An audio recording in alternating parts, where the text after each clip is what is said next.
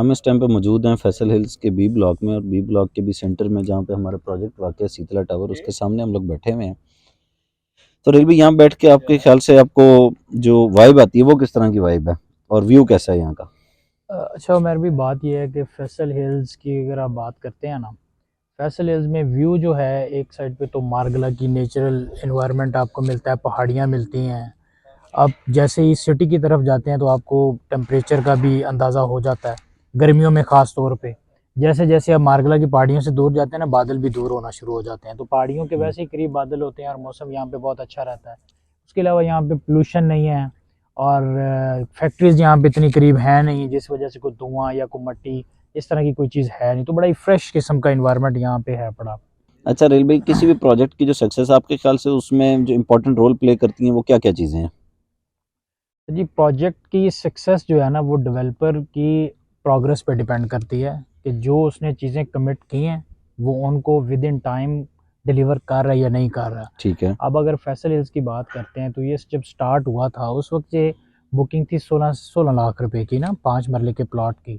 तो 5 मरले के प्लॉट की डिलीवरी विद इन 4 ईयर्स का पेमेंट प्लान था, और 4 ईयर्स में ये डिलीवर हुआ है या नहीं हुआ, तो ये किसी भी प्रोजेक्ट को सक्सेस देती है ना।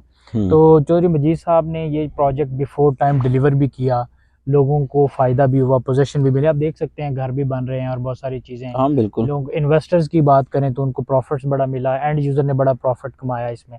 तो यही किसी भी प्रोजेक्ट की जो कामयाबी है ना, वो इसी में है। और इसी वजह से ही आप मज़ीद प्रोजेक्ट्स करते हैं और अपनी क्रेडिबिलिटी पे और भी प्रोजेक्ट्स जो है ना, वो कहते हैं ना मट्टी को सोना बनाते हैं आप। बिल्कुल। आप मट्टी पे बैठ के लोगों को बेचते हैं और फ्यूचर दिखा के फिर उनको वो फ्यूचर जो है इनटू रियलिटी कन्वर्ट करके बताते हैं।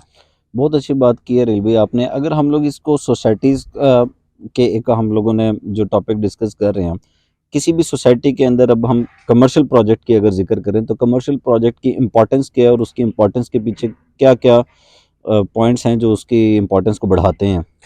सर जी कमर्शियल प्रोजेक्ट्स जो होते हैं ना, वो किसी भी सोसाइटी को कह रहे हैं ना कि एक की टू सक्सेस आप कह सकते हैं।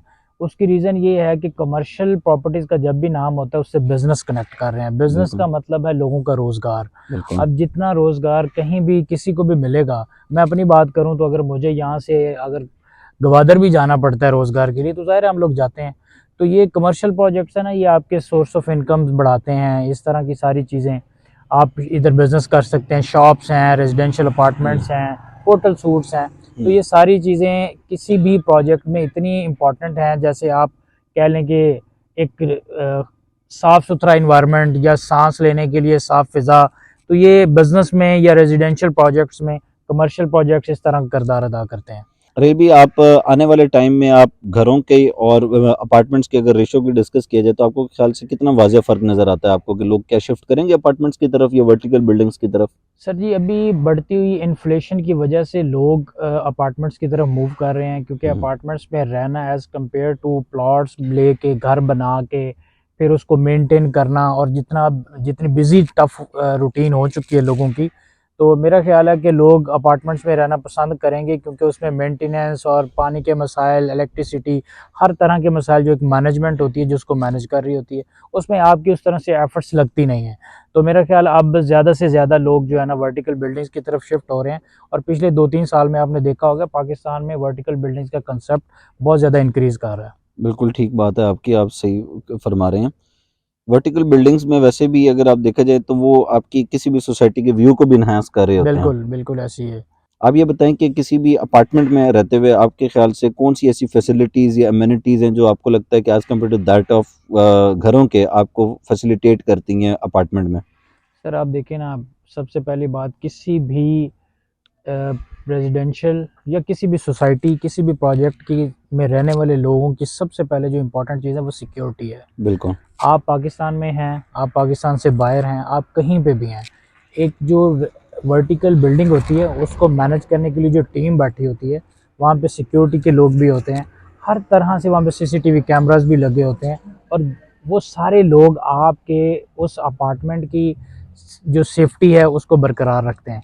एक रेजिडेंशियल घर है, आपने 5 मरले का 10 मरले का प्लॉट लिया, घर बनाया, वहाँ पे अगर आप घर में नहीं हैं तो पीछे आप बिल्कुल। किसे छोड़ के जा रहे हैं?